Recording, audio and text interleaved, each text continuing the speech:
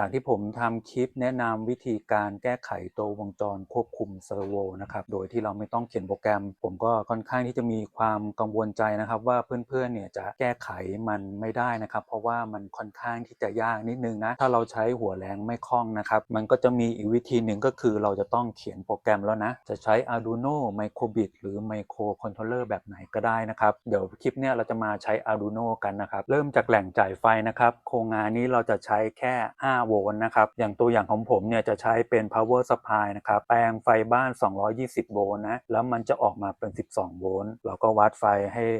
ได้นะครับเราจะต้องระวังนะครับตรงนี้เป็นไฟบ้านนะครับถ้าเพื่อนๆไม่มีความชำนาญเรื่องไฟฟ้านะครับควรใช้เป็นแบตเตอรี่นะครับแบตเตอรี่มอเตอร์ไซค์แบตเตอรี่ UPS ก็ได้นะครับ12โวลต์ผมจะวัดไฟให้ดูก่อนนะครับของผมเนี่ย power supply มันจะออกมา12โวลต์นะครับหรือเพื่อนๆจะซื้อ power supply ที่แปลงไฟบ้าน220โวลต์ออกมาเป็น5โวลต์ก็ได้เช่นกันนะครับแต่ของผมเนี่ยมันมีเป็น12โวลต์เพราะฉะนั้นผมจะต้องมีสเต็ปดาวน์อีก1ตัวนะครับสเต็ปดาวน์จะลดไฟจาก12โวลต์ DC มาเป็น5โวลต์ DC กระแสตรงนะเมื่อเราได้แหล่งจ่ายไฟ5โวลต์มาแล้วนะครับต่อสายไฟชุดแรกเนี่ยเราจะมาเข้าตัว Arduino ของเรานะเป็นแจ็คเสียบแบบนี้เสียบเข้าไปนะครับต่อให้ถูกขั้วนะครับตัวแจ็คมันก็จะมีสัญลักษณ์บอกบวกลบเราจะใช้ไฟจากตรงนี้เป็นหลักนะครับเราจะไม่ใช้ไฟจากตัวพอร์ตซีเรียลตรงนี้ที่เราเสียบกับคอมพิวเตอร์นะครับและ5โวลต์อีกชุดหนึ่งผมจะมาเสียบที่ตัวเบสบอร์ดเอาไว้อย่างนี้นะครับบวกลบตัวเบสบอร์ดนะครับเป็นบอร์ดการทดลองนะครับเอาไว้เสียบอุปกรณ์นะครับถ้าเราใช้งานจริงเนี่ยเราจะต้องถอดชุดนี้ออกมา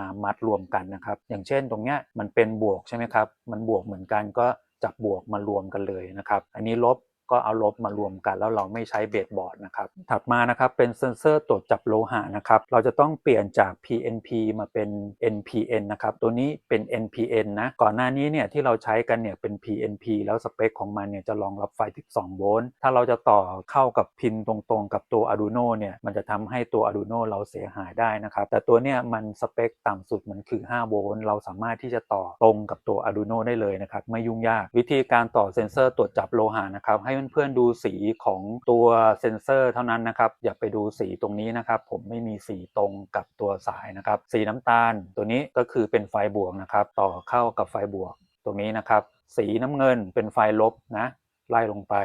ต่อเป็นไฟลบสีดำเป็นขาสัญญาณนะครับมาเข้าตัวที่ P2 ของตัว Arduino 0 1 2และตัวสุดท้ายก็คือเซอร์โวนะครับดูสีเหลืองนะครับเป็นสัญญาณสีแดงตรงกลางไฟบวกสีน้ำตาลข้างบนเป็นไฟลบนะครับเพิ่มจัมเปอร์เข้าไปลักษณะแบบนี้แล้วก็ไล่ไปสีเหลืองมาเป็นสีม่วงนะครับสีม่วงไปไหนลากลงมานะครับมาที่ P9 ของตัว Arduino นะครับจะ P ไหนก็ได้นะครับเดี๋ยวเราไปแก้โปรแกรมเอายกตัวอย่างเป็น P9 นะครับสีแดงนะครับมาเป็นสีเทาไปไหนนะครับก็ไปไฟบวก5โวลต์สีน้ำตาลสีขาวนะครับไปลบ5โวลต์เราไม่ควรใช้5โวลต์ของตัว Arduino นะครับเพราะว่ามันเข้ามา5โวลต์มันผ่านอะไรต่างๆนานาเนี่ยมันจะไม่ออกมาถึง5โวลต์นะครับแล้วก็กระแสเนี่ยมันจะไม่เพียงพอสำหรับในการขับตัวเซอร์โวที่มีแรงบิดมากๆนะครับเพราะฉะนั้นเนี่ยเราจึงจะต้องต่อ5โวลต์ตรงกับตัวแหล่งจ่ายไฟของเราโดยตรงนะครับป้อนไฟแล้วก็ทดสอบดูนะครับ